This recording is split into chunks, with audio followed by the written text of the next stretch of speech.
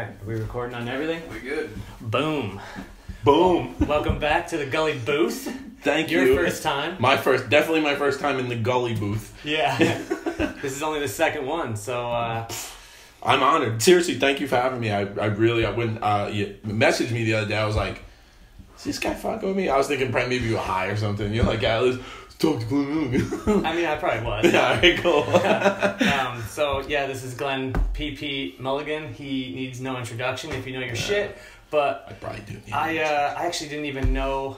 I thought it was Mulligan. No, Milligan, yeah. I think I just said it right, but I didn't know until today because I had to fucking research it.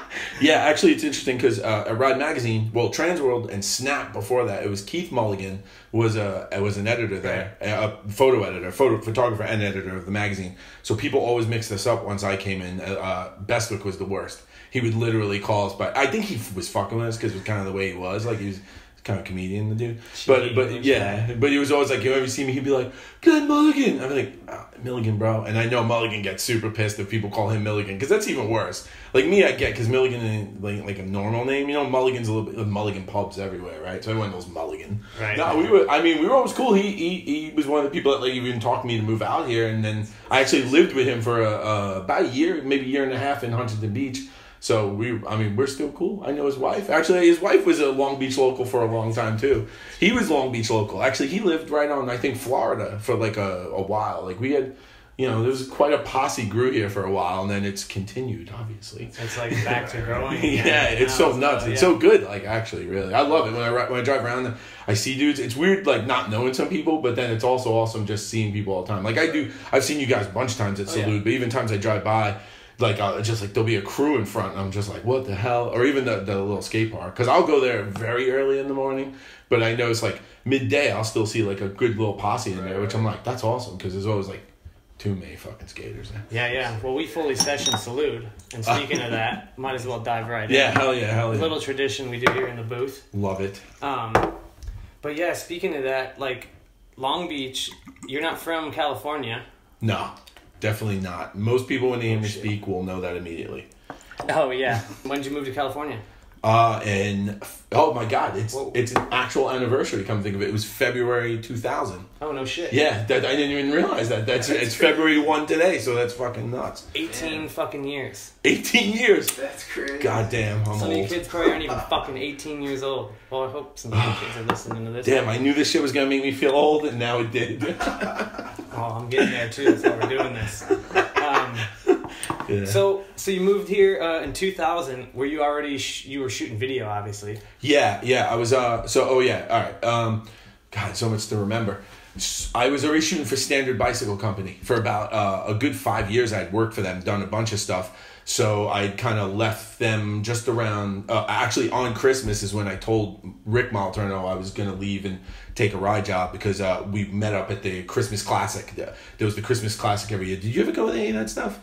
2000 is like when I started riding. Okay, but they had it's a race anyway, and there was always the DK Dirt Circuit, or DK Dirt Jumping Circuit was always going at all the big races. So Christmas was always a big dirt jumping thing and a race thing in Columbus, Ohio. So that was like usually a big Christmas. It was literally in Christmas Ohio. weekend and Christmas in Ohio. Sounds tight. Oh my God, that hotel, the hotel that everyone stayed in, would get so fucked up all the time. Like I think Crandall got arrested the last year I was there. The hotel claimed there was like 80 grand in damage. Like it was so, those times were so fucking nuts. But yeah, I'd already been like working in BMX for a little while at that point. So I'd done some base videos, and then with my friends in New York, and then even lived in Iowa for a short period of time. Yeah. And then had moved out to California in February. I was supposed to come out in January, but I ended up taking my time, and I took a really long route, and Super BMX, Superfly from Long Island came with me. So we took like 3 weeks to drive across country, and then we just stopped. It was Albuquerque, New Mexico. That skate park had just finished, like literally just opened the week we had gotten into the town. So we ended up staying there a whole week, because like skate parks were still new, the cement ones all across country. So that thing was fucking nuts. We were like, what? And I was all hyped. I was like, I can actually feel this shit. So there's the ledge when you first come in. Yeah. So I was just all day long on that fucking thing. Like, so that was great, man. So you stayed there and just postpone the drive. Yeah. The drive just got longer and longer. We went through Oklahoma City. We took a really crazy like zigzag route too. So it was super fun too because, you guys know, whenever you get a chance to go cross country or anything and you can get in some other places, it's the best, you know. So just to gauge this, not to put you on blast. No. I already made you feel old. So, yeah. I am old. So 18 years ago, in 2000, you were about what age? Oh shit, that's a good question. 20s. Yeah. Early 20s? So I'll say I'm 44 right now. So Okay. No worries. Like I'm fucking old. I'm as old as a lot of your parents. Yeah, so Might you know were your like, mom. what, 26 then or something? Yeah, about that. Yeah. That sounds about right. Yeah, because I probably started working for Standard when I was about 21, 22 around there, and then it's all different. I'm a December birthday, so I'm always like a year off from where everyone else. Yeah, so you lived in Iowa. Yeah. And so Standard was the first bike company you ever worked for? Yeah, for sure. With a position? Yeah, so I guess to tell that story a little bit, what happened was, I grew up in Brooklyn riding bikes with my friends, a lot more skateboarders than bike riders because there was only a few bike riders. But then we started meeting kids out in Manhattan and then the Bronx, Mullaly skate park. So then we just knew like the city, right? Like all over the city, and we were all over the place. And it was like the best time because it wasn't quite the 80s New York, but it was still like the lawless New York. So it was like scary. Like you could get robbed on the train real easy. Mm-hmm. Like it was nuts, but it was so fun. Like just people wild out, and cops could give two shits if you rode anything. Like they didn't fucking care because they had way more to deal with, and most of them weren't doing their job back then. So pre Giuliani, that BMX as much. Yeah, they didn't know what the fuck is that, you know? Exactly, they didn't even know what it was. So then I met the Base Brooklyn guys. And I had actually known them because the Base Brooklyn guys actually weren't too far from where I lived in Brooklyn, but they were racers. They had started off as race guys and a little bit dirt jumping, but they definitely weren't guys that would hang out. I was more of a flatlander and street rider, but more like back then, street, ramp, and flatland was all, everyone just rode. There wasn't like categories like now, because it would be the same bike. You didn't have like a flatland bike, or, you know. So in contests were like that, there was overalls. You would actually enter, like the first contest I ever entered, I got either first or second place novice. I honestly can't remember. It was in Mullaly, but I got because I entered for overall, because I was like I was like fourth place in flatland and like fifth place in ramps, but I did both, so it got me up there in the overall numbers, you know, because there wasn't a lot of guys who did both, or there was a lot of guys who did both but didn't do as well at both at the time, you know. But I never quite made it to the expert class. Kind of stayed novice most of my life. But from there, the Base Brooklyn guys, they were like, yeah, we want to make a video. And I was working at this is really interesting because I was working at a skate shop called Brooklyn Projects at the time. And that eventually moved to California, and now it's the same. It's Brooklyn Projects. Yeah, it's the same guy, Dom DeLuca. Shout out to Dom. Dom hired me. I worked at that shop, and Dom was actually out in California a lot because he was doing MTV stuff. He had a lot of record label crap he was doing back then. So I just ran the shop. It was a very small shop, but I would just be in there 24/7. You know, so it was kind of a great experience. But it got me to meet a lot of people. It was a weird time too. Like Robbie Rouse would just drive up, like he'd come out from Long Island and just hang out in the store. And like when I think about that now, I'm like, how did we have so much free time that like I would just be sitting in a shop all day, and Robbie Rouse would just roll up because it was raining and just hang out in the store, and we just bullshit all day, and then you go home, you know. Like just when you get older, you feel like, I don't know where did all that time go? Simpler times. Yeah, simpler times. It's definitely true. But those guys were like the Base guys. Enos, who runs Base, was fucking awesome, and we did a few videos, and we did a lot of road trips, so we just really hung out and had fun. But we, at some point, for whatever reason, we had some sort of sponsorship deal with Standard, like Base commercials would go in one of the videos. But as a result, they were like, Rick didn't like who was filming his stuff at the time, and it was like the props guys got too busy to do it, and there was other guys that were supposed to do it, and something went wrong, so they were like, oh, that guy Glenn, if he could film, could he help out, make a thing for us? And I was like, fuck yeah. And they gave me like, the first thing I ever did for them, they gave me like a flatland frame, the Paul Sika Dow frame for doing it, and I was like, dude, and I was shit my pants. Like I was like, this bike wasn't even out yet, and I got the frame, like they say it's like the fourth one made, and I'm like, what the fuck, you know? I was so hyped to have it, and Paul was like a hero of mine. And then Rick was like, one day he was like, hey, do you want to go on a trip with us. We're going to go down, we're going to start in Tennessee at a race, and then we're going to drive, I don't even remember where we went, but we drove a bunch of places and back into Iowa. And, you know, no one had ever, like, offered a plane ticket to me before, right? So I was like, all right, man. And I remember I called Robbie. He was the first person I called. I was like, yo, Rick just offered me a plane ticket. Like, is he fucking for real? Because, you know, when you have, like, friends and people you know, and they're like, yo, we'll all go to that jam, or we'll all drive here, and then someone flakes and the shit doesn't happen. It's like, Saturday we'll all go, and it never happens. So I'm like, there's no way this guy's flying me somewhere. And then Robbie's like, yeah, man, no, it's going to happen. It's going to happen. He said he's going to send me the ticket, actually. And then I was even more sketched out because, like, I like Robbie a lot, but I was also like, is he bullshitting me too? You know? And then sure enough, Robbie, like, just calls me. He's like, yeah, we're coming to pick you up at, like, the day we're supposed to go. And I remember even, like, I wasn't even sure if I should take my bike apart because I was like, fuck, man, like, are they really coming? Like, I didn't want to feel like an asshole. Like, I took my bike apart and put it in a box and everything.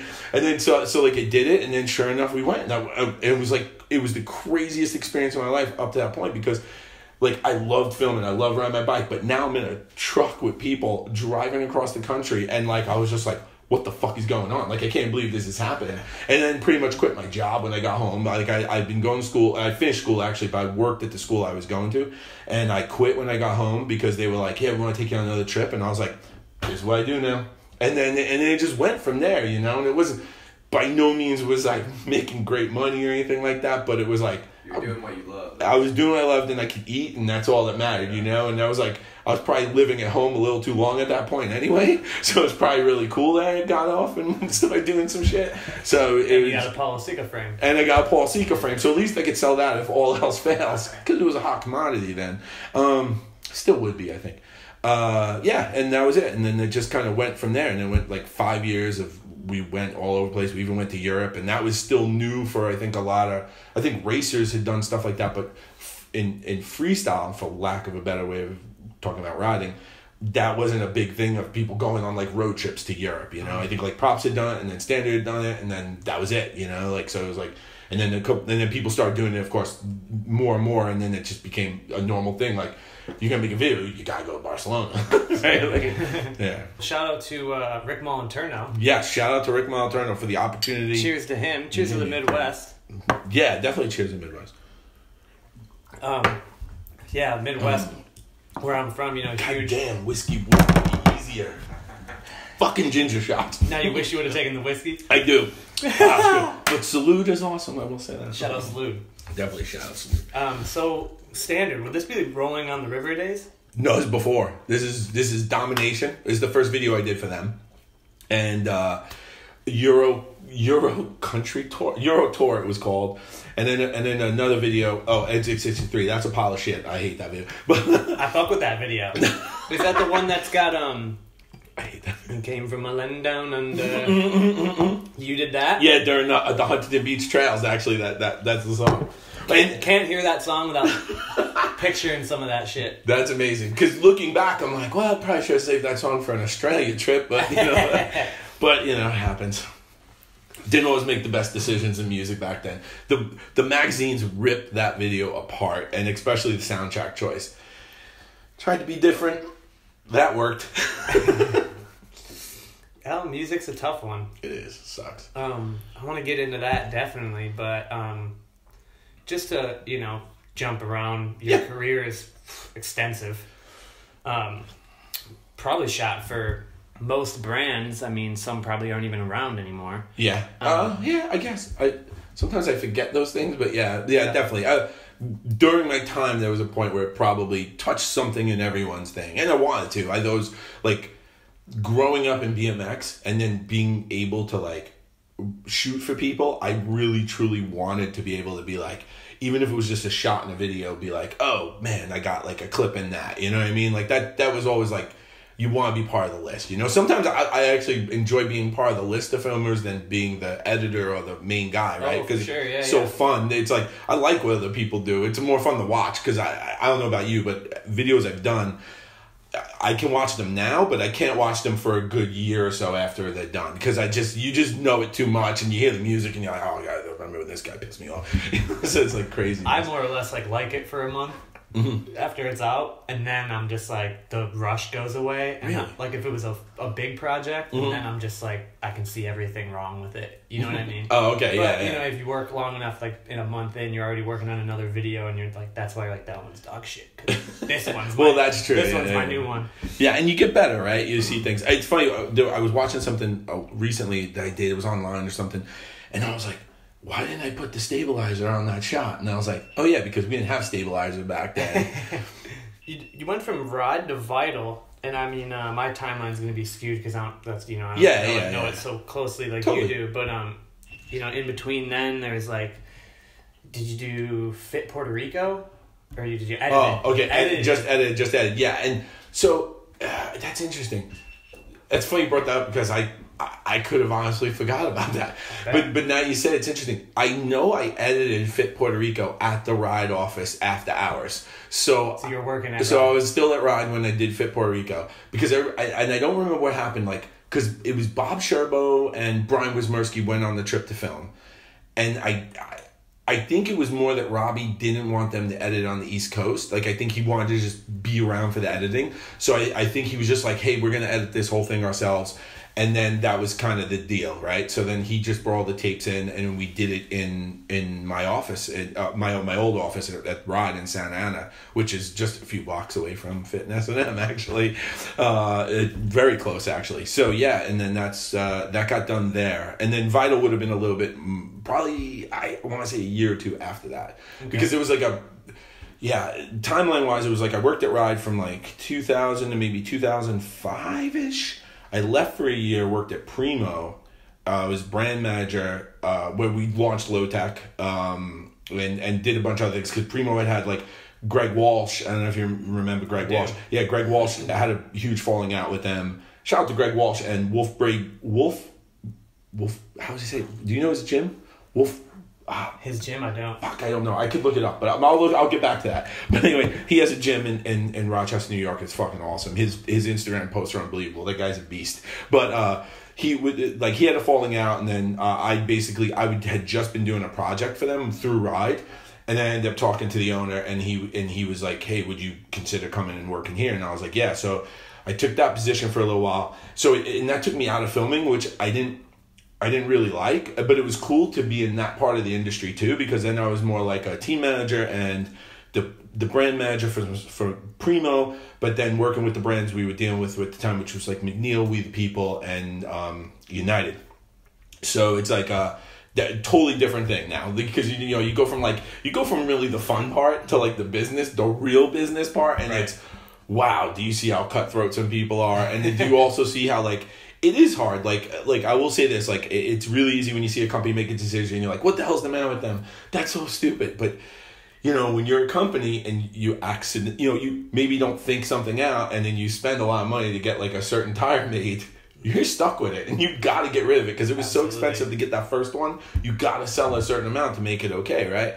So like that type of thing is really hard to work around and be around, and I would say very difficult. It's not that it's hard to do, but it's just a difficult thing, and it's a lot different when you get to that side. And I have to admit, when I did it, I was like, wow, man, I misjudged a lot of people in the industry for many years after I saw it from that side, So Primo, you eventually went back. You did some video work for Primo, right? Did you do Nice Try?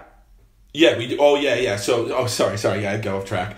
I'll do that a lot. It's all right. So we can leave California and come back. We already. That'd be awesome if we went mobile on. Like we go down the green screen and we fucking. Oh yeah, go to Gallagher's. It's karaoke tonight. Oh God, that's true. You could do Gallagher's. You could do Gallagher's. You could do Salute. Prospector's right there. Oh, you would what's your closest bar here? What do you like the best? Prospector, but Prospector's the closest. Yeah. But I fuck with Gully's. Where's Gully's? Gallagher's. Oh, okay. You call it Gully's? Gully's. I was like, no, where is it Gully's? I would have noticed that. I would call it Gallagher's. Gallagher's. That's awesome. Yeah. That's great. So, Nice Try. Yeah. Oh, yeah. So that's a big gap, right? Because worked for Primo, did that stuff. Went back to Ride for like a year and a half. Or maybe 2 years. Oh, it was more like 2 years. Oh, that's really crazy. So went back to Ride, finished, dropped the hammer, because it had half got started when I left, and then we finished it when I got back. Got that out there. And then, and that was great because prior to that, just talking about videos, we would always try to bang a video out in a few months. And that was like doable, but you end up with a lot of shitty stuff. Like, honestly, you just end up with crap footage. And it's weird because now, by today's standards, it would be fine. But back then, you wanted to do more pristine stuff. It was different, right? But Drop the Hammer, because of the gap in the time that I was there and they hadn't hired anyone else to do it, there was enough time for the writers to collect enough footage and to film and for me even to film some other stuff with people that we got a really great video together. And then that was like, that was awesome. It just couldn't have been better, especially timing wise with like Gary and Nyquist and everyone. You know? Yeah, this was this did seem like a pretty big production, you know, to us back then. Like, yeah. I was a kid with a Hi8 camera, you know, so soundtrack was fucking sick as well. Thank you. The soundtrack's funny because, oh man, soundtracks are so hard all the time. Gary Young couldn't have been more upset. At his? Well, it's just an instrumental, right? No, it's like a weird hip hop beat, and it sounds like, as he always said, this is what happened. He just wanted to know the song, so I played it to him on the phone. And then he's like... Over the phone. Yeah, which is a horrible way of doing it. He's like, this song's terrible, you can't use that song, it sounds like Chipmunks singing. And I'm like, dude... I was like, and this is like 2 days before.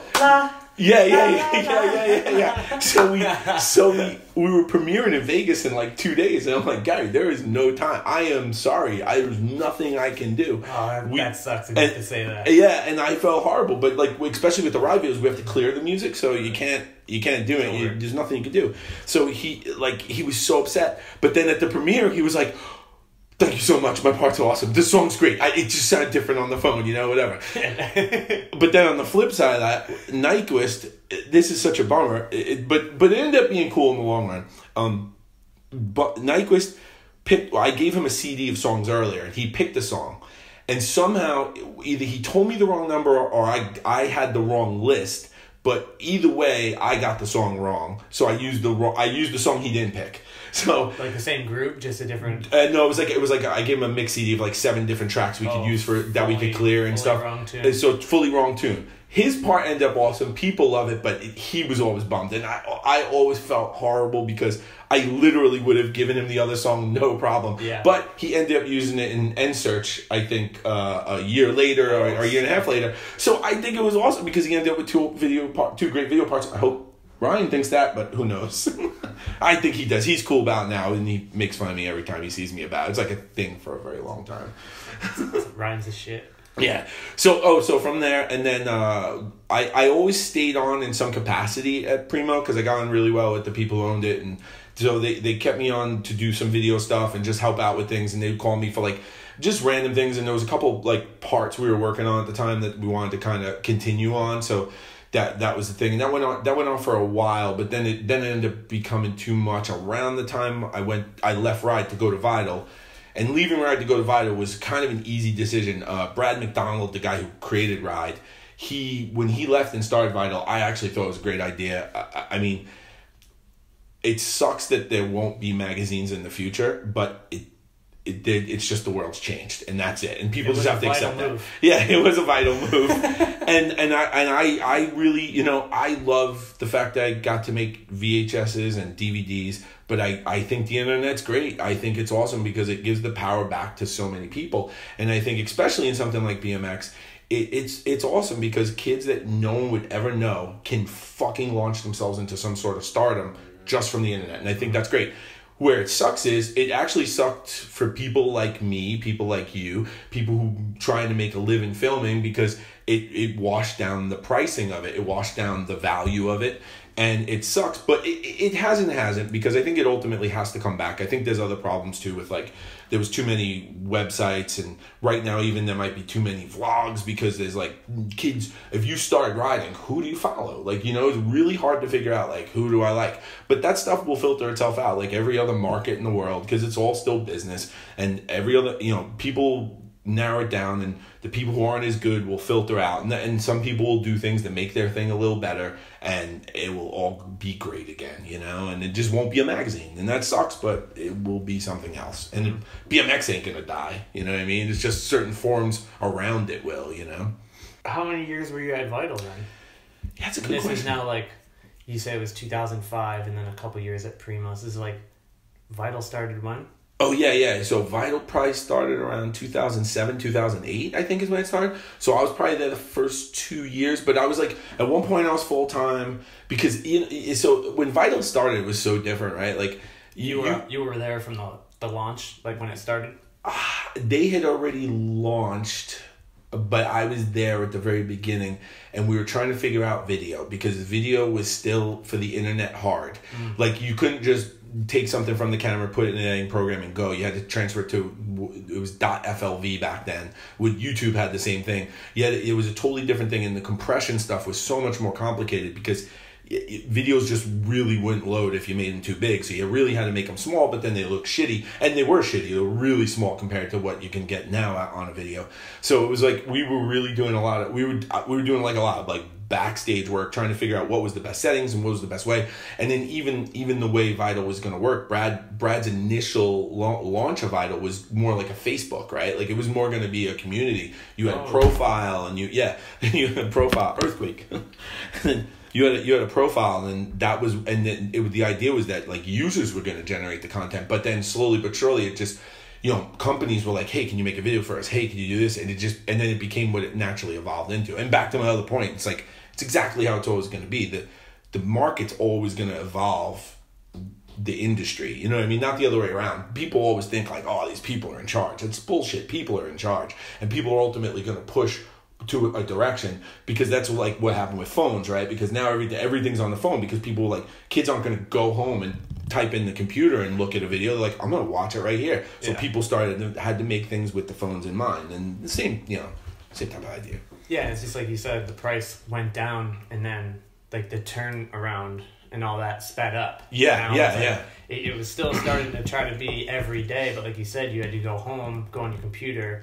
Now you literally know a video's out and you're watching it before you can tell someone about it. Yeah. Kids comment before they even finish the fucking video. Definitely, which is crazy, but it's so true. I mean, and they commenting before they even watch the video, they're on there because they saw one clip on Instagram, Mm-hmm. Yeah, so Vital, that was, sorry, I asked this already, but you were there for how long? Yeah, so I couldn't tell you exactly, but it was probably like 3 years, 2 to 3 years, but there was like a full-time stint, and then just working for them and doing things. And then more towards the end, it was just like, every once in a while, I would more be like, oh, I got these guys want to put together a video, and they'd be like, yeah, let's do it, because I was never like the editor. It was like Mark Losey was in charge for a certain amount of time, and then Kyle Carlson was, so I was just there, you know what I mean? So that same time transitioning to web was about the time everyone was transitioning to HD. Yeah, that's right? true. Yep. So it was also like the quality went up. You said you were trying to dumb it down just to get it out to people? Yeah. Well, I mean, the good thing in BMX is everyone still loves this camera, so... Oh, she's a beaut. Oh, you broke one of these. What video was that in? Was that this? Digital Interface, yeah. Intro to Digital Interface. And that was in the first 5 years you were at Ride. This one. Yeah. This video is a beast. For anybody out there that doesn't know about this. I'm obsessed with Kevin Porter, so... I mean, it's a given. Oh, yeah, it's a good section. That I would have watched this 100 times. This was a good one, though. Another great soundtrack. And at the very beginning, he smashes a fucking VX, which actually didn't even seem that crazy then. It seems crazier now. Yeah. Because then it was like, oh, he's just transitioning to the next one or a better camera. But now everyone would fucking shame you. Well, the truth about that is that it was the Ride camera, first of all. It wasn't my personal one. Was it at the Civic Center? It was at the Civic Center. Oh, it was a parking lot. It was the parking lot. It was the Ride parking lot, but the scene that led up to it was at the Civic Center. Yeah, right. But what happened was a few weeks prior, someone was filming someone flat landing. I think it was Kevin McElwaney, who worked at Ride for a while, or Scott McElwaney. I can't remember who it was, but someone's back wheel swung and broke the camera in two pieces. Straight up, took the whole front end right off. Oh, like it broke the lens off. Yeah, clean off. So actually, when I throw it down, I'm holding the two pieces together so it looked like a whole camera, and then that camera was already shot. So I did not waste a whole good camera. I wish I made enough money to just be smashing cameras. I'd be doing that shit all day, but I don't. No, I don't really care. I just wanted to know. No, people were pissed. I was always wondering why it was why you did it. You know? This is pre-email. Well, people had email, but it wasn't like kids had email. Mm-hmm. Letters actually came into the magazine. How could you do that? And it was like, We didn't break. Come on. But you know, that's everything, right? Like no matter what you do, someone, especially now, that's not even like making a comment. Like you gotta get a stamp. No, you can go to the mailbox. You are a serious hater when you write a letter. like you got the most hate in your blood of any human when you do that shit. It's like crazy. It's like actually insane. That's good. Yeah, where are we at? We're just we're at 30. If we could bust another 30, I'd be hyped. Oh yeah. I think we could go longer, but I fucking talk forever. We'll be good. No, this is good. I'm having fun. Cool, good. I told you to bring some stuff by these videos. Glenn brought some videos. These are all videos he made that we didn't fully address yet, but really happy to have some VHSs on the table. I don't know if that's ever going to happen in any other ones. It might, but you got a bag next to you too, full of them. I do have a bag, and I'll start with the ones on the table just because I do want to say this. This was the first video I had to make for Ride. So it was really... Of course, it was a how-to. Right. That's exactly what I was going to bring up. That's exactly what I was going to bring up. And this was the hard thing, right? Like, I was so hyped. Like, yeah, I got a job at Ride BMX. I'm going to make videos. I'm going to film with the best riders in the world. Can you teach people how to do bunny hops? Fuck you. But it ended up being awesome because I'll tell you something about this video that's crazy. This video outsold all our videos for like 3 years straight. Oh, yeah. And I have had more emails about this video than any video I've ever made in my life. Kids like really learn from this. And I didn't really think kids really did that, but like they did, and I was so happy about this. It was hosted by Robin Rouse, and on the cover we have, I don't know why we decided to have the Gons jumping a trash can. I mean, a shopping cart. Awesome. But it is awesome, actually. That's how street we really were, though, because we were like, yeah, we'll have the Gons on there. But we had so many people. Oh my god, I can tell the story. Fuck it. Yeah. So go to film. This is a great story, actually. So I'm going to film Chad DeGroot. Chad DeGroot had quit Standard right when I had gone to work for Standard. There was always rumors that like certain people really didn't like Standard, hated Standard. And then, as a result, didn't like me. So I was really paranoid about going to film Chad. And this is how fucked up it is. I go to pick up a rent-a-car because I'm in Florida. So I fly down there. I get a rent-a-car. And they're like, congratulations, sir. We're upgrading you to a convertible Mustang. And I'm like, motherfucker. So Rick Moliterno is this like crazy Mustang guy.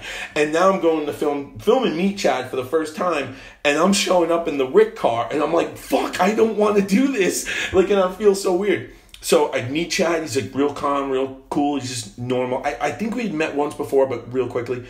Put a mic on him, and he's doing Flatland and doing a how-to with the mic on.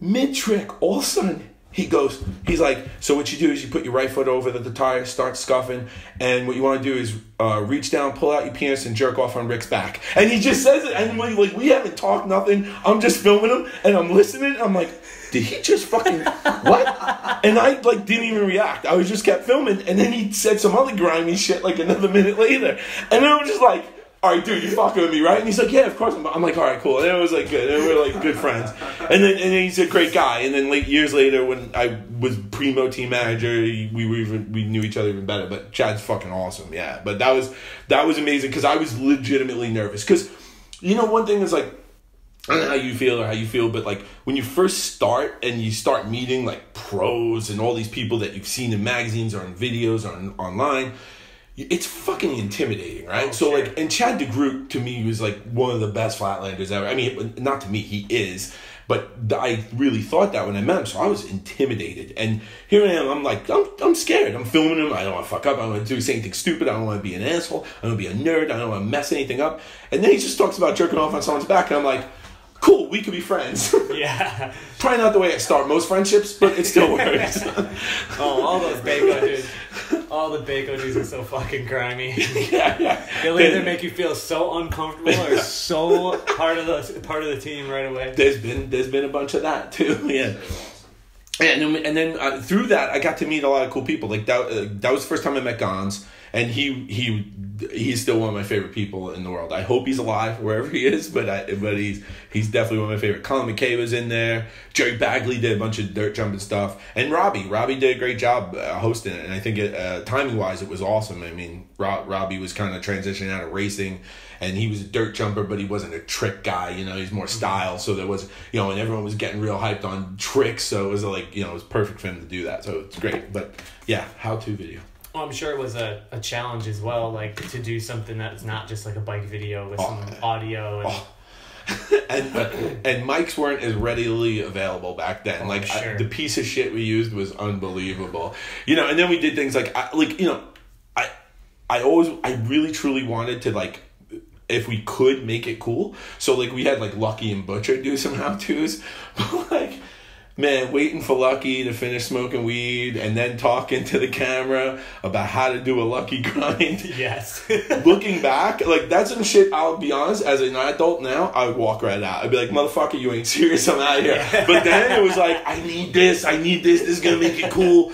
Come on, man. He's just like, yeah, I don't even know if I want to do this shit. I'm like, turn the camera off, dude, please, it's crazy, the shit you have to go through to get that up, dude. You put that out now, it's gold. Gold. No, yeah, these are online, I think. I know I've seen it, or maybe I've found out a drop. I want to see the Lucky and Butcher shit. Oh, they're great, though. They're in there. They're just in the video, yeah. Amazing. Lucky and Butcher teach grinds in it. Oh, so you got it out of them. Feeble Smith's Lucky grinds, and then I think they do one of their other grinds, like a levitator or something. Because I think it was actually Butcher was like, nah, man, we can't even, like, if we're not going to do this basic shit, we got to show the real shit. Like, it was like that kind of conversation. Yeah, I was like, they didn't want to just double back. And I'm like, motherfucker, I just need Feeble and Smith. But sure, yeah, do whatever the fuck you want. I don't care. I will put it in, I promise, Man, I love it.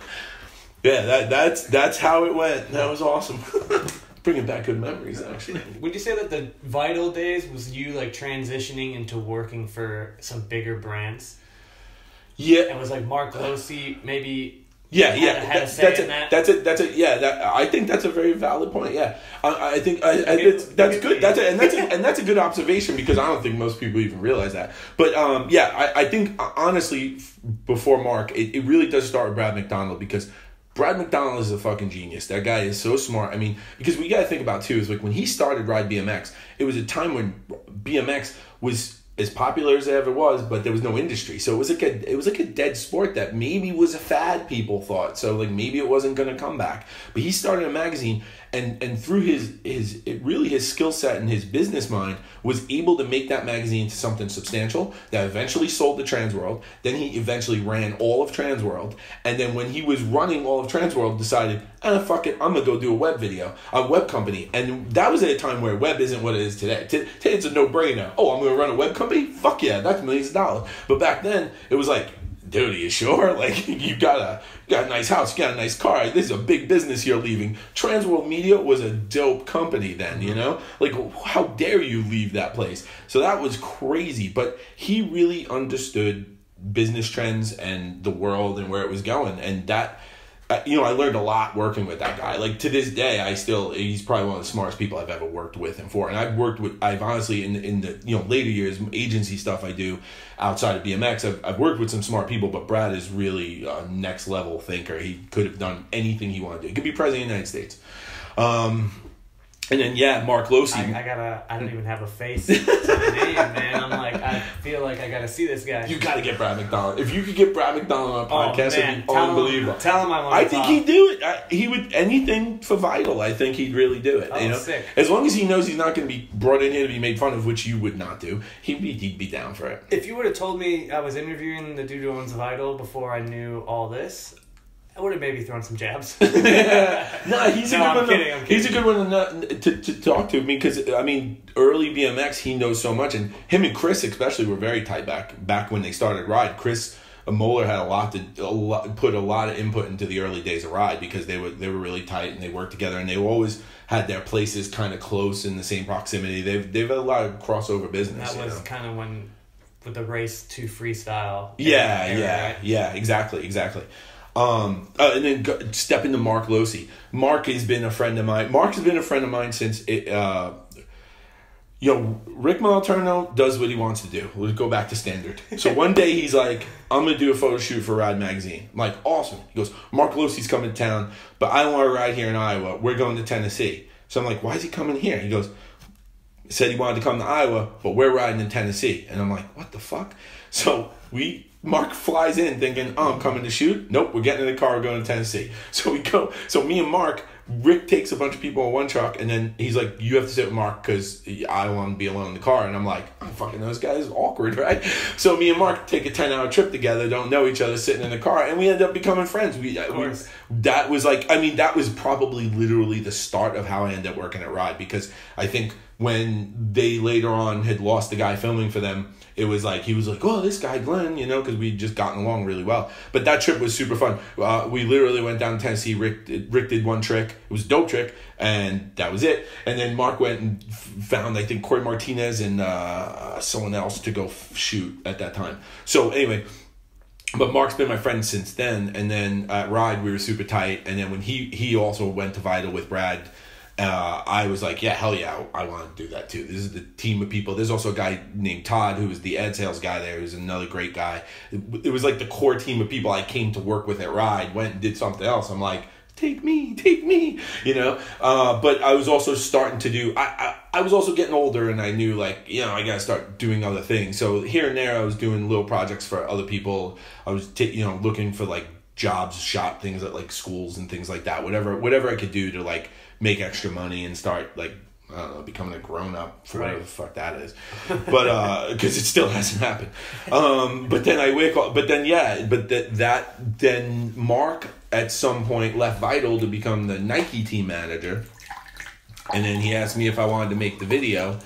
And I was like, this was like full dream come true, because I grew up in New York, and thank you, I'm thirsty. I grew up in New York, and I didn't grow up wearing skate shoes. I wish I could have, but there wasn't skate shoes when I grew up. It's like I grew up wearing Nike, so like the idea to work for Nike was like, what? I'm gonna work for the people who pay Michael Jordan? Mm-hmm. Fuck yeah, I'm gonna do that. Yeah. And then that turned into like another amazing thing. And to be honest, like working with those people is very different than anyone you would ever deal with in BMX and most industries. And that was another level of thinking that it just changed the way I looked at things, because they would tell me to film certain things. I was like, why would I film that? And then we put together the edit, and I was like, oh shit, you're right, that's actually a really good idea. So then there was just like, because we were working, like the first trip I went on with them, we were in New York, it was freezing, I remember. It was Dennis Anderson, Mike Spinner.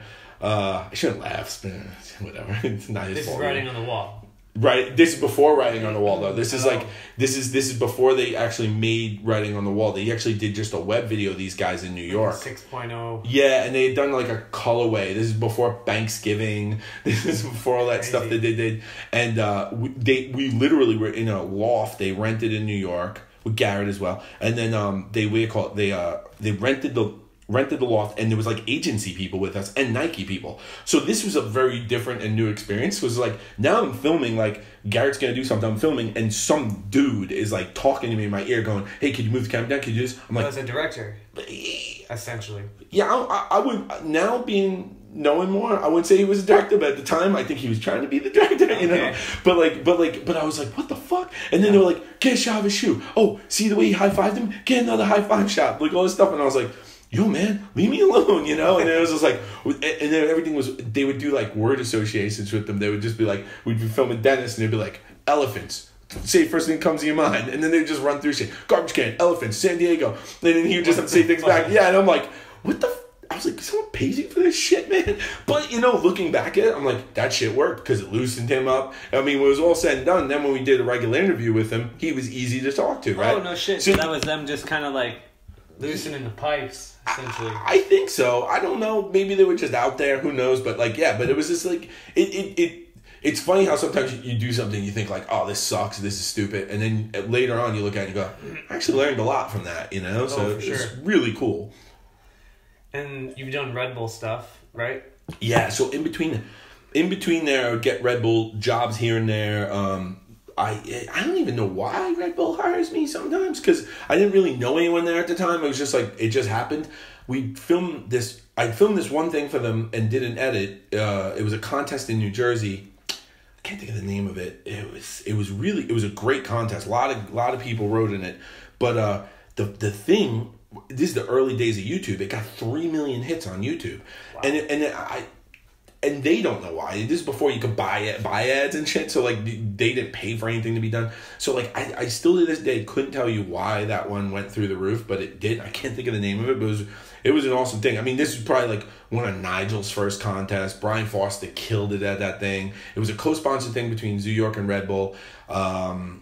Big Daddy did a backwards Derek Duster down the rail and won best trick. Brad Sims. I remember this. Yeah, Brad Sims did something crazy like a high hop. Or was there a bunny hop contest? There probably was. No, there probably was. I think Brad best attempted trick, but he pulled it. Was like he did like 180 Smith to like half cab whip off or something. That was like before people really did that. Dan Lacey was there. Dan Lacey was like, I was like, yo, this dude's nuts. I was like, Lacey did like, I think he 360'd off of a high ledge and smithed onto a low ledge or something. It was just like no one was doing shit like that then. So I was like, what? Yeah, that was a good group of dudes. So I guess maybe there was some awesome riding in it. But to me, it was like every other contest because it's still a bunch of ramps and lights and bullshit. Yeah, of course.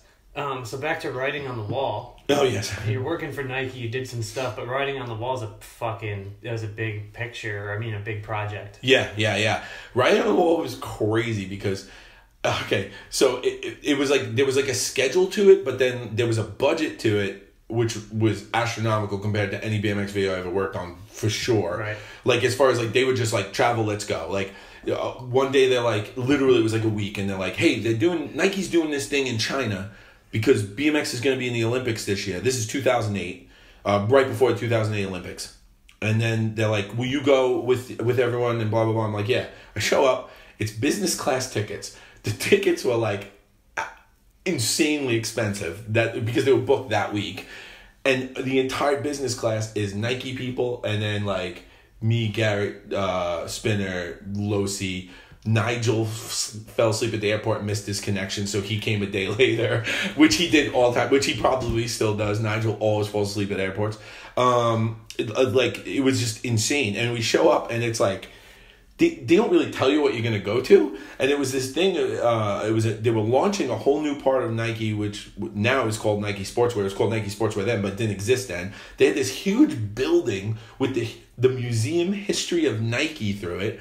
And then we go to this like crazy temple downtown, and Nike throws this insane party where people dance, and the dancers are interpreting different elements of the Olympics in Nikes, and literally guys come out on bikes during the dance and bunny hop shit and ride away, and I'm like, what the fuck is this? Like we're staying, literally saw Jackie Chan at a restaurant. Like we amazing. And like it's funny because people always tell me like they're like, oh yeah, you're in China, you saw Jackie Chan. I was like, hey, I felt that way too, but when the security guard pushed me back, I knew exactly who that dude was. It was definitely Jackie Chan. But and then actually on that trip, one of the greatest things that ever happened to me, I feel like, in BMX was Bob Haro had been invited out to be there too. And Bob Haro is the guy who invented freestyle, for anyone who doesn't know that. So any of us being here is because of Bob Haro. Bob Haro was on that trip. And one morning I came down early to eat breakfast at the hotel, and he was sitting alone. And I was like, can I sit with you? And he's like, yeah. And we just had this awesome conversation. I was like, the whole time I'm like, I can't believe, like, I grew up in Brooklyn, New York. I looked at magazines as a kid from the 80s. I'm now sitting with Bob Haro. This is fucking nuts. Like any movie star would never give a fuck. Bob Haro was like, what the hell? That was the best thing that ever happened. It was so cool. And then then Nike flew in all these other people. So Ron Wilkerson, Matt Hoffman, Brian Blyther, all these other people. And then they did they were touring an art showing of Bob Haro number plates done up by different riders. So like Jimmy Levan had one, a bunch of other, Taj had one that they did artwork on these. They designed their own number plate based on the Bob Haro design. And this was like an art show. And that was the kind of prelude to eventually doing Riding to the Wall. Nike was just like doing stuff. It was insane. It was like the craziest shit ever, really, to be honest. You won a Nora Cup, didn't you? No, did Riding on the Wall?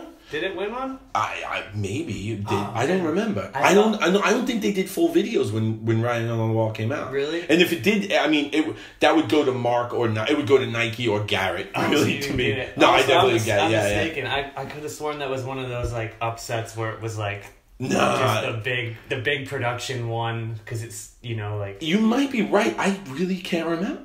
That's a good question. I don't remember. Because, like, here's the thing. Like, that video, too, like, I shot most of it, but that was one of the first times...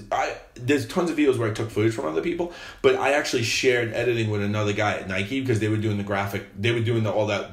The weird intro stuff that they did. Mm-hmm. So... There was like a team. It was me, Mark, and that guy. So it wasn't definitely my video. Like, there's times there's videos I would say was, well, that's my video. But then that video I never called my video. That was a true collaboration of everyone involved. So it was like, but amazing, you know. And the riders too, because they were very, like, Garrett, for as young as he was then, was very involved in his own section, you know. Like, he was like, oh, not this, not this. He was very conscious of that. He's been very selective. Yeah, he was very conscious of, like, what he should put out, you know. And so when you're editing with these guys, you were editing like in-house at Nike, like at their place? Or? Oh, no. I had a friend of mine, he's a skateboard photographer, Giovanni Retta.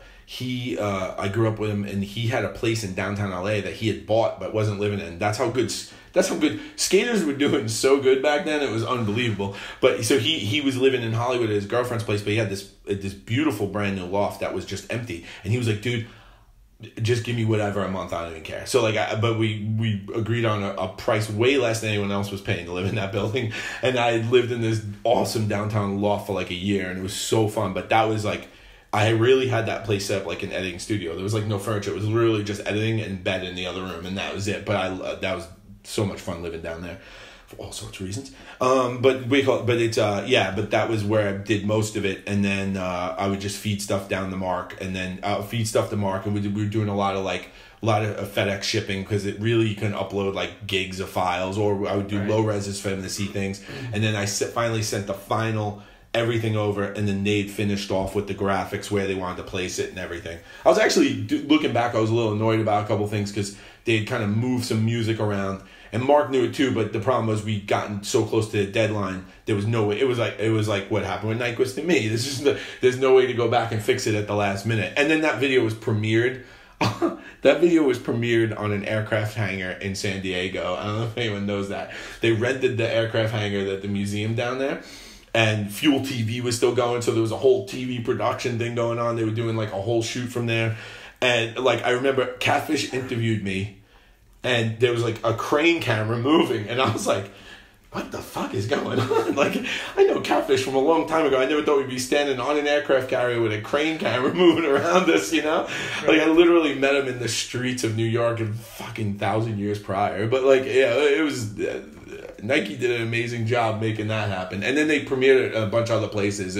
They did a great job putting it out. It was fun. I will probably never have another video premiere on an aircraft carrier in my life. So I was excited. Never. Yeah, I wish they took more pictures though. See, this sucks. I wish you didn't have a phone back then. Yeah. Or I probably took black and white pixelated like a Nokia with Snake on it. Yeah, I got like an 8-bit version of the picture. Oh man, you were on the Daily Habit, right? Yeah, twice actually. Really? Yeah, I was pretty amped on the cranes and shit. And yeah, the intros. Yeah, the first time I was nervous and stunned. I think okay. The second time I did great. I was really hyped because they were like hyped. They actually had me like direct a little scene there and everything. I was like, yes. I was like, I'm gonna get a job at Fuel. This is gonna happen. Like I was like, I'm headed for the big time, baby. And then Fuel went out of business, or it didn't even go out of business. I think it became all MMA fighting. I was like, well, there goes that. Funny about like Chad DeGroot being cheeky and all. Like he got me on the Daily Habit. Nice. And was like, fuck, how did it go? We were on the UGP trips all the time back then. Yeah, we used to scare each other. Yeah. Like anything to scare each other. They still do it. Catfish, Scare Kings. Shout out Scare Kings. So DeGroot tells Fuel TV, they're like, you gotta scare him. He's like, scare him on TV. No way. And I went on there.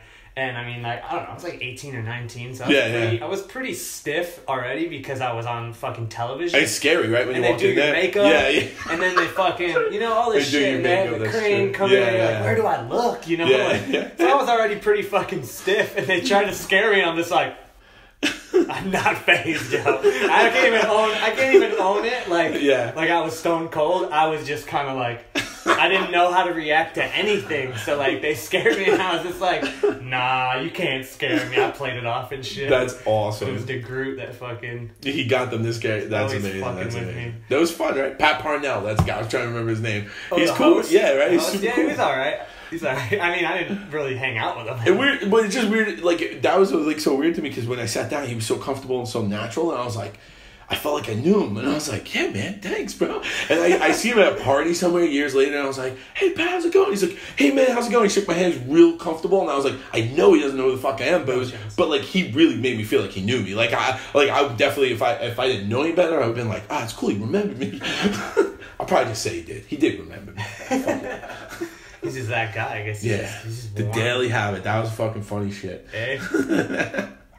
Oh, man. I know. I only know that you were on there because I did some research again. Oh, nice. It's like, you have an IMDb because of that. Oh, yeah. That's so weird. I have an IMDb because of Mark Losey made a documentary about North Carolina, and I'm on that, too, because I gave him footage for... It's weird. Oh, it's about Greenville? Yeah, the Greenville documentary. I need to do some real IMDb stuff, though. This sucks. I need to get on so it might just be two, because I didn't even see the documentary on yours. It's separate. No, because I've seen it once, and I was like, what the hell? Yeah, I would like to get like a Stormtrooper credit or something. Or maybe I could be like an alien in an upcoming Avengers or some shit. That'd be dope, yeah. Just some or a zombie in Walking Dead. That'd be dope. Oh, yeah. Jaw displaced.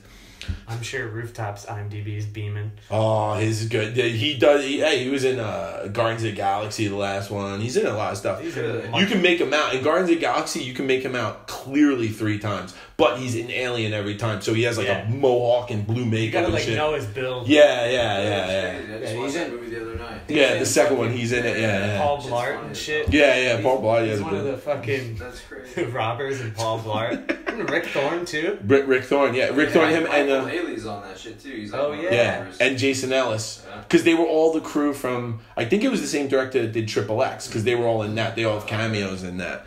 So like that was kind of like I think that guy brought him back into the the Paul Blart. They just did that other Triple X movie like last year, and they did something with Riders. Yeah. Because Kyle was involved. That's nice. Some other guys, but I know he was. It's always corny. It's never pulled off. Right? I mean, I always I want BMX to do good in those things, but it never does. It never does. It's never the focus. They just put bikes in. It's like guys riding through the city. It's weird. It's always weird. Hot bar at most. Yeah. And it's always awkward the way they shoot it. I don't know. It just never feels right. What's the most awkward thing, or I mean, just unique thing that you've shot that's not riding, where you were, like that? Say the videographers that shot that stuff for Triple X, filming the bike guys that don't give a shit. If you were on the other side, and you're filming something this is actually interesting. I never knew about this world. Oh, I'll tell you, there's a bunch of things, right? But 2 things that come to mind, and I wouldn't say that it's that nuts, but I started through agency work. I started doing a lot of work for Nike, and especially from 2010 to 2015, a lot. And I started shooting a lot more traditional sports, and with that came running. What was a big one? Basketball, things like that. Basketball, I never felt uncomfortable about because I played a lot of basketball as a kid, so I understood and everything. But running is a very different world to me, right? Someone had taken me up to Mammoth in the summer to shoot. There's a bunch of running camps, which I didn't know. And you go up to Mammoth in the summer, which is a snowboard place, usually in the winter for people in California or people who don't know. It's we call it. It's got. We go. No, you're good. I just want to make sure. Yeah. So thank you. So, but there's literally thousands of runners in Mammoth because I guess the air is thinner up there, so it's a good place to train in the summer. So it's like riding. It's like everyone going to the one spot. It's like going to a spot. That's a spot to run, and they have they live and breathe running. And I know there's marathoners and I know there's runners, but I never really ever knew the commitment that they go through. It is insane the way that they live and breathe running, and how everything they do is based on it. And I just was like, wow. I was like, this is exactly like BMX, except for not as cool, but it's definitely it's the same mentality. I mean, these are people who just one day I started running with my friends and I wanted to run on time, and then it's running. They call them running clubs, but they're really just meetups. So it's just your boys that you ride with they just run, they get it together and like, let's go. And then they all go out and drink, and it's the same shit, you know? Running jam. Yeah, it is. They have running jams, exactly. And then even more recently, the company I used to work for, this place called Optimist, they one of the partners, he started this thing where a bunch of people, it did a relay race. It was the first year we did it, from Santa Monica Pier to Vegas. So it was 6 people, and they each run a 10-kilometer leg all the way to Vegas straight. So they timed it out with knowing their own timings and shit, and it was going to take 50 hours. So I signed on to film it, and it was like, I'm going to be up for 50 hours because that's how you're going to do it, right? And I slept a little in between, but these people did it. And then the following year, they did, 8 teams did it. And then the following year after that, 15 teams did it. And now they're actually going to do it again March 30th. I'm not going to do it anymore, I think. But they're now... I think it's 34 teams are doing it. So it's fucking insane because it's all these RVs but it's really just a running community coming together and doing what they consider dope shit, right? So it's like it's pretty awesome. So it's that type of thing would be like an answer to your question. And then more recently, we got a gig where we were going to shoot a VR video or a 360 video, a documentary about kids who were born with cleft palates. Do you know what that is? Yeah. So like a hair lip? Yeah, exactly, hair lip, exactly. But in like third world countries, so we went to India. I saw this. Yeah. I saw some stuff that you posted about this. Wow, I've been to a bunch of countries and I've been to some poor places, and I've known some poor people. India, we would go, like, basically we would fly into a city, fly to another city, drive to a small little city, and then 3-hour drives to the villages. We were in the cut, and it is, I mean, nothing. I was like, I don't know how anyone could fix this. You know, it's like anywhere else in the world. I'm like, you can bring in some water, you can bring in some food, everyone's good. It is a whole nother level. And the density of the population in India, I mean, it's just, you know, like in America, when you drive across country, you drive in through states, you can go an hour without seeing a human being. You will not go 2 seconds without seeing people in India, no matter where you are, there's people everywhere. It's crazy. But there are really genuinely awesome people. I mean, these people were so filthy dirt poor. We walked in this one hut, and it was just like this black pile of something, and you got closer, and all the flies came off, and it was white rice. And these people straight up are just like, I mean, they don't have shit. And they're like, oh, do you want some rice? I'm like, no. First of all, I don't want it because of the flies. But second of all, like, no, that's your rice. Like, you need that rice. I'm good. I'll probably live a week without eating. You know, like, but they were like, you know, it's crazy. It's really amazing people. But fuck, man, it was like a crazy thing to see. And, you know, it's nuts because that came from bike riding. You know, I don't know that if I didn't get into BMX, this would have been my life. Like, I just don't see how it would have happened. I wouldn't have been in California. I wouldn't have developed a passion for filming and editing. It just wouldn't have happened, you know? And then also from riding, it's given me the ability to go into situations where, I mean, I know some pretty professional filmers and photographers who really can't deal with unpristine conditions, right? Like, if everything's not perfect, they can't do it. Right. Coming from BMX is like, everything's not perfect, and someone's trying to fuck you up. You might get robbed. This person's going to try to kick you out. You might get arrested. Nothing's working. This guy don't want to even do the trick. You know, so it's like, there's so many things that don't ever go right that you're just like used to it, you know? Like, people on these trips I go on, they're like, are you all right? You all right? You need anything? I'm like, I'm good, man. Like, this is like, you don't know where I came from. Right. That shit used to be hard. You're used to, like, to take care of yourself and worrying about your end. Yeah, exactly. And that's the other funny thing too now, even things like police and security guards, it's so easy to speak to them because, like, now if I'm filming somewhere and they're like, what are you doing? It's like, well, I'm filming this girl running, blah, blah, blah. They just walk away because we're not actually technically destroying property or anything like that. Like, it's definitely different when you're like, yeah, we did fuck that ledge up. Shit, you know, like.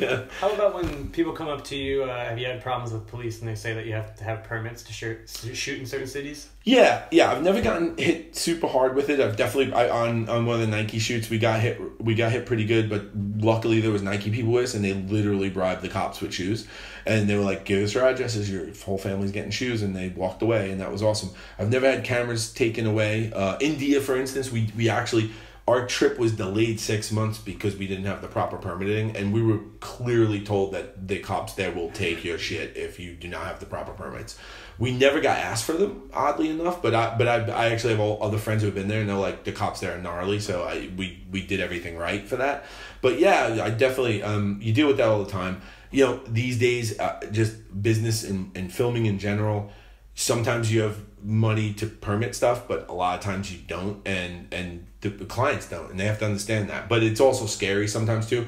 We've definitely had situations where we've had, I want to say famous people, but we've had people who are like maybe like a little bit VIP in situations where it was like, or not. I filmed something for a running brand, we'll just say, in New York City, where we wanted to blow off a bunch of new smoke bombs, and we had no permits. And like, I'll be honest, I even feel weird doing that because like, you blow off a bunch of smoke down the street in Manhattan, you might shake the shit out of some people, right? Because they might think, oh, fuck, terrorist attack or something crazy. So down. Yeah, and like the cops aren't going to be cool about that. But like, and then we had these people that they considered VIPs that we were asking to run through it. And then like, I distinctly told one of the people that was with us, like, okay, this is what's going to happen. We're going to do this. If anyone stops us, no matter what, you guys keep running. Don't worry what happens to us. Just keep running. Get them the fuck out of here, and we'll take care of it. So, like, even if we lost our cameras or anything, hopefully I'll pull the card and we'll be good, you know? Because sometimes on those shoots, it's like, at the end of the day, if the card comes out, you're good, you know?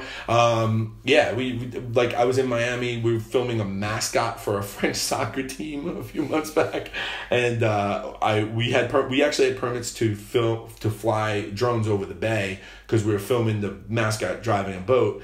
And that it's a true story. It is amazing. Did really good, but we wanted to film this. We wanted to recreate the Miami Vice intro, and we knew this one building was a few blocks away, but we didn't have a permit to go there, so we went to film, and we were so nervous. My bright idea, brand new fucking Mavic, right when they come out, I fly over the building in front of it to film it, get this awesome shot of it, don't realize there's a third building, smash right into it, destroy the Mavic. All the boat footage from the fucking day is on that Mavic. So now I gotta jump in this fucking property and find this thing because I need that card. Like, I can't leave without that card. I'm looking around forever and ever. I'm trying for the security guards not to see me. I'm literally hands and knees in this parking lot. Fucking security guard just comes up behind me. Yo, is this yours? I'm like, I just felt like such a dick, but I was like so happy it went all right, and the footage was good and everything was on there. I was like, oh, thank God. So deadlines. Yeah, it's a bummer. Yeah. Yeah, look, all right, so deadlines are funny because back to the Drop the Hammer story, like, when I got the job at Rod, it was such a dream come true. I wasn't going to argue any deadlines. If they were like, make the video in a month, I'll figure it out. I don't know how we're going to do this, but we'll do it, you know? But the lesson learned with Drop the Hammer, and just because of a result of I happened to go and get another job and there was more time for everyone, that gave us such a time frame. It actually proved to some people there, including myself, if you give more time for something, you get more quality. And every day in my life now, it's the same. Sometimes we have a deadline of like, oh, this Friday we have to finish this video for a client. You know, I'll get to a point where I know, like, all right, this is good enough and they'll like it. But man, if I could literally not look at this for the weekend, come back and work on it 5 more hours on Monday, it will be better. And then sometimes you just have to ask yourself, and this is the hard part. Sometimes you have to say, is this worth going back to him and saying, hey, I know you don't want this to be late, but this will be better if it's late. And is the reward of how good it's going to be better than the late negative, right? Right. But you know, and that's such a hard thing. But the thing I really try to look at these days, and it's hard because you can't do it with everything, but I really try to look at, like, when I look at this in a year, am I gonna be mad at myself for not asking for that time? And some things I honestly say, no, I'm not gonna give a shit, because here's another thing too, right? Like, when you work for someone else, and that was the hardest thing always about BMX. BMX you love because you ride and you have an opinion, you know, like. Anyone could have made this video different, and anyone could have said, well, I'm going to have, not saying anything bad on the late Dave Mirra, but I'm going to have Dave Mirra do every trick because he's a pro and everyone knows him and blah, blah, blah. But, like, you know, and my thing was I wanted to have guys that people didn't know, and then that would be, like, somehow cooler, hopefully, right? But I look back at that now, and I'm so happy about those decisions. You know what I mean? Mm-hmm. And I had to fight for those decisions. And at the time, I didn't think I was fighting for something so big. But looking back, I'm so proud of that, right? And if I had conceded like I had done in other videos, because there's stuff like, I'll talk about Van Holman. This is a true story. We did this video parts. Van was going to be in this video parts where we gave a lot of parts out. Bob Sherbo, I can't even think of who else is in the video, but I think there's like 10 parts in it. And videos back then were more like 5 or 6 parts. Van wanted to have a part, but Van always had a lot of other stuff to do. Van never really got the part he wanted, and I know he hates that video for a fact. I'm sure he's told me a few times drunk. And I didn't like having him in there because I didn't want to be the person that made the video that has the shittiest Van part, right? Like I don't like that either. And I remember there was a decision about putting him on the cover, and the powers that be felt, well, it's Van, we put him on the cover. But I'm like, yo, this isn't Van's best part. He ain't the best part in the video. He shouldn't be the cover. I understand you want to sell something, but that's not a great idea. But they did it, because it's BMX, that shit bothered the fuck out of me. Mm-hmm. There's other things, maybe running. If someone did that, I'd be like, I don't give a fuck who you put on there. I don't give a fuck. The check cash, cool. See you at the bar. We're good. But, and that's the thing too. You got to pick and choose your battles, and there's certain things you care about and certain things you don't. And you got to try to figure it out. But it is, I will say, lately learning to look at something in the future a little bit and say, will I care about this in a year? Is a great way to gauge things, because I can honestly look at things and go, yeah, I don't give a fuck about that. But then the other things I'm like, no, that's still going to bother me because I will still actually care about that, So that was a tremendous response. Oh, thank you. That hit home with me. That's how I feel about most of that shit. What do you use to edit? Oh, right now, I actually just got some new computers, but I'm on a new iMac, not the Pro, but the newer iMac, and then I just got a new laptop, which I haven't even edited shit on yet, but I just got the dope looking black one. I almost made a switch to PC because I just feel like Mac is dropping the ball, and especially the experience after doing some VR stuff, just you can't do that shit on Macs. That's PC only. The computing power of a Mac just isn't there for that stuff. Well, I should say the way the cameras work right now for VR, it isn't there. But as they make those cameras better, I'm sure they'll work fine with Mac, because I think the compression levels will come down and stuff. That get maybe a little too technical, but the fucking out of my league. But I still love Mac, man. I want Mac to work. You know what I mean? So I got those things, and then Adobe Premiere. I wish I could be Final Cut. I was actually a Premiere guy first. And this is so funny because I remember Rooftop. Rooftop, I love that guy to death, but he has such an amazing way of saying things that come off so shitty and you don't mean it. I'll never forget that he came in my office at Ride. He's like, oh, dude, you're still using Premiere? Dude, Final Cut, that's what I use. That's what professionals use. And I'm just like, fuck this guy, man. Fuck this guy. He always says shit like that. Mini DV VCRs were so fucking expensive, but Ride luckily bought one. And eventually when I left, they wanted me to finish this, because I shot some other stuff for Ride, like four-wheeler shit and motorcycle stuff. They wanted me to finish these other videos, so they gave me all the equipment to finish it, and I kept it as part of the payment on the way out. So I still have that VCR, and it still works. I literally just plugged it in yesterday, and I just wanted to check it out because I'm gonna start dumping a bunch of old stuff onto hard drives just so I can have it. Right. But then I also want to do this half hour, 1 hour documentary about BMX in New York specifically, and how it grew there and then what it became, and then a little bit into Animal, and then Edwin's style and how that influenced all of BMX, because I think it's like a pretty cool story, and I got a lot of footage that leads up to it and a lot of old stuff, but it's all tape, and I'm like, fuck, I gotta pull it.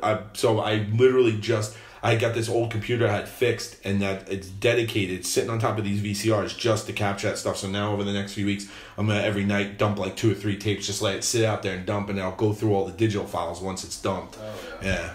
It's wild how, now that you're, more professional and stuff, you see, how much you wish you just kept everything. Oh, yeah. I would just, my hard drive on my computer would fill up, just be like, what can delete. Fucking throw away? Yeah. I always try. Now I'm, better at holding on to shit, so I'm I would love to do the same and just bring all this. I've definitely thrown away more than I care to, but I've always tried to save stuff. And even people I work for, I'm always like, don't delete the drive. Just keep the drive no matter what, because you just never know, and it's nice to have things later on. And there's some things that it's bullshit, but it's even today, random thing today. I was looking at one drive and I just randomly saw a clip of Alfredo flaring a wall, and I know as far as I know, it's the first wall ride to flare, like streetwise, you know. And I was just like, oh, that's fucking dope. So I just sent it to him. He posted it, but it's cool even for that reason to find things of people and send it to them here and there. I actually love it. You know? It's perfect for that. Yeah. Hashtag Friday. Yeah, it's true. I mean, that's all I got these days is throwbacks. There's no more good life. It's like it's good though. It's good to look back on all that stuff. Yeah, it's fun. It's fun. Sick. Well, I never would have thought I would have felt this way about too. To be honest, like I never thought like. While doing any of it or any trip, I mean, I always thought we were having fun, but I never thought like, oh my God, like 20 years from now, you're going to look back and be like, that was one of the best things you ever did. Or you're going to tell that story to a bunch of people who knew nothing about BMX. Like when I sit at work at like places I work at that people don't know anything. Right. And like, I'm trying to explain this shit to them. Like, well, we're running from the cops and blah, blah, blah. And it's like, and you sound so crazy, you know? And the worst part is sometimes like I don't tell stories because their stories like, wow, the cop pulled me over and said this, and I was like, no, you have a good day. And I'm like, I'm straight push cops, bro. like you know, like, because I had a cop hem me up over here, and I knocked them back, and then I got fucked up for it. But like, you know, I'm like, I can't tell that story now, because it just seems like I'm fucking over this guy's story, you know? The one-up. Yeah, I ain't trying to one-up this dude. It's like in a weird corporate environment. Yeah, and like documentaries now are becoming more of, you know, a thing, or, I mean, I fucking love them. So, I mean, just like this, I love listening to podcasts as well. So I think that it's something people want to see or hear about, you know. Fucking, I bet everybody who follows Alfredo Mancuso on YouTube wants to see that flair from back then. So yeah, for sure. It's good to hold on to shit. I mean, it's digital, but, you know, it's like right here, these tapes have stuff on them. They're important. That's all. I mean, it's logs too. Yeah, nice. You know, it's just, they're still there. And you don't get that once you wipe your SD card. You know, it's like that's how you can make a big fucking mistake. Oh yeah. It's and like that's one thing too is like I know some people are real like meticulous, and I wish I was more one of those guys where they like they'll only take the good stuff off of a card and delete everything else.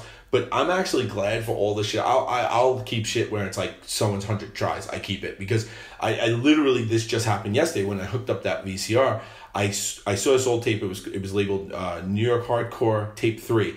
And actually all those things were shot on high 8 tapes. And because I was editing on 2 VCRs, I had to transfer all the VHS tapes to edit it, which is so weird now to think about. But when I was watching the first tape, this was so crazy. I knew exactly the day. I knew exactly what was going to happen. I was like, I remember the whole day. But what I didn't remember was my best friend in the world, my entire life, this guy, Brian Hoffler, was there. And I don't, in my memory, remember him being there until I'm watching the footage yesterday and I see him, he's flagging the cars. And I'm like, oh, that's so dope. Brian was there. You know, and it was like, that was so cool. I mean, that's literally going back 30 years probably on that footage.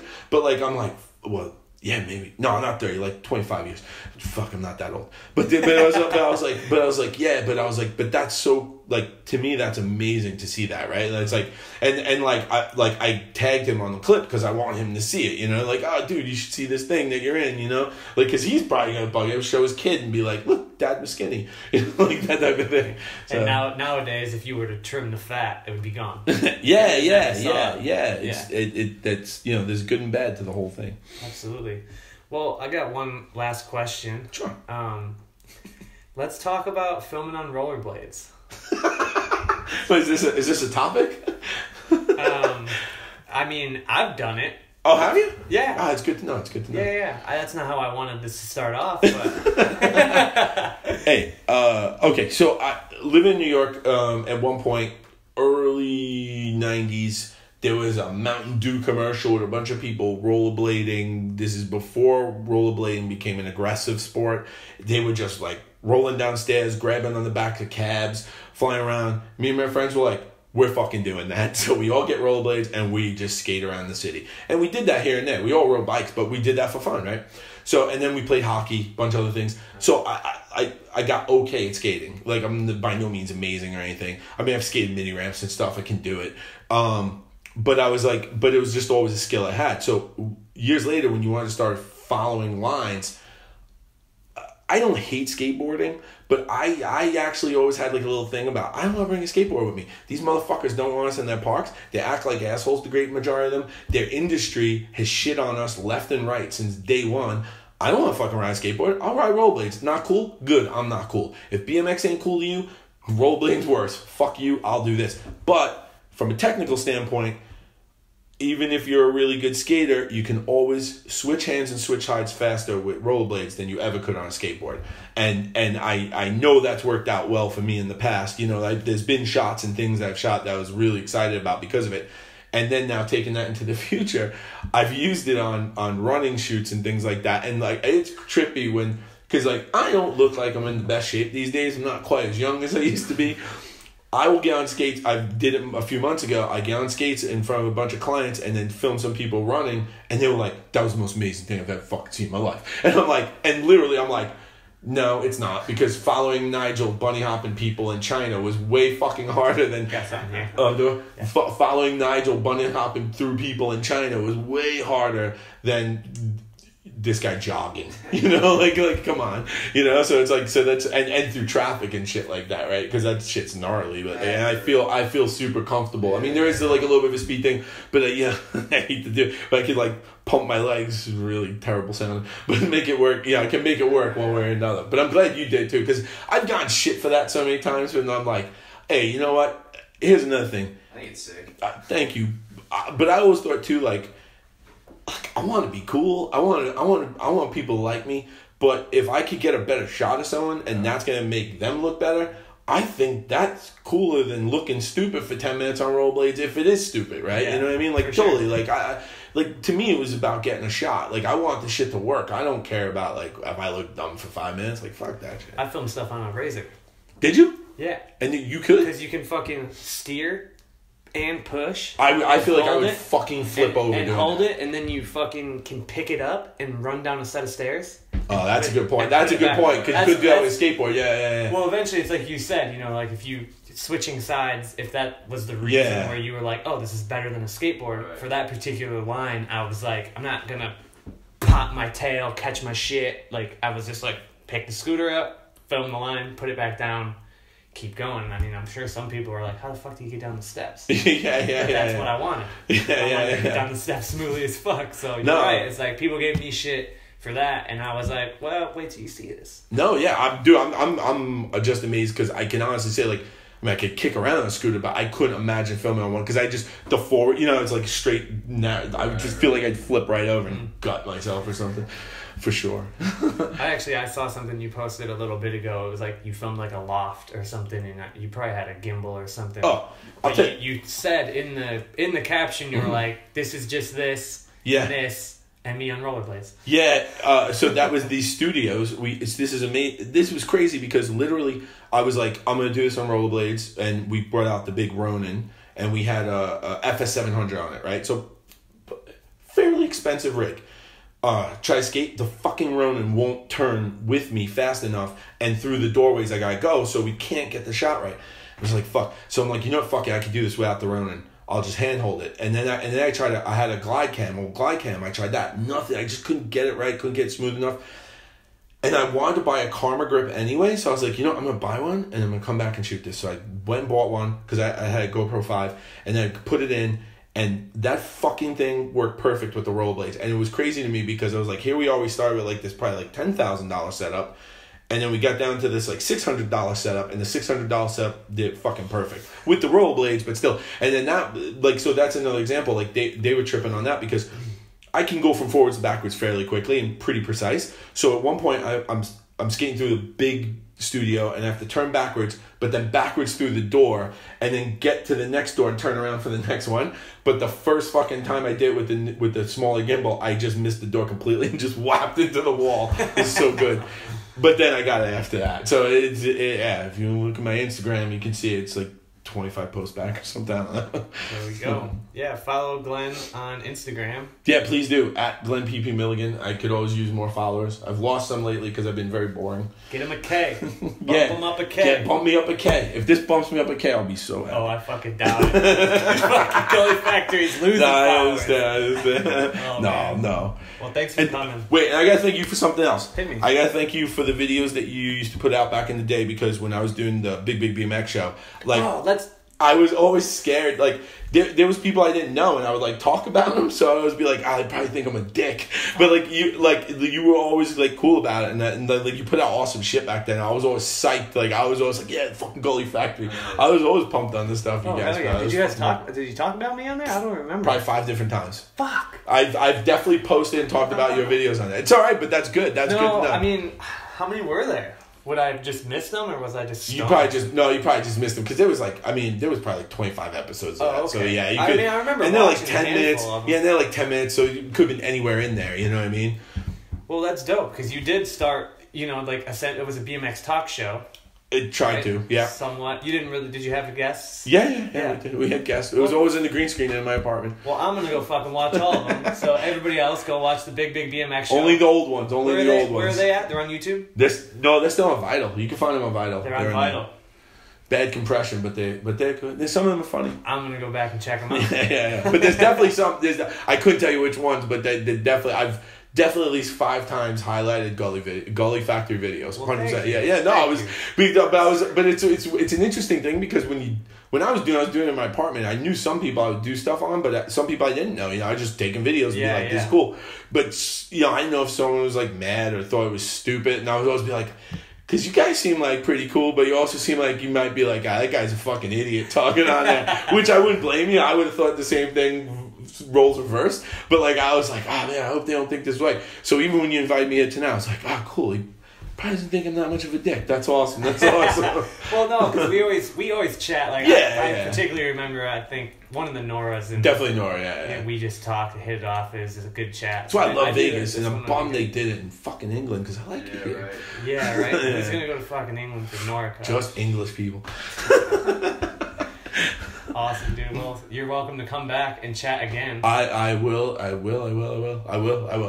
But yeah, when I have some things I'm working on, so maybe there might be a reason, actual BMX reason. Oh, there we go. The documentary comes out or something. Documentary would be awesome if we could talk about. And I've been considering toying with the idea of doing a 3-part Big BMX show series. I'm doing a documentary on Porter.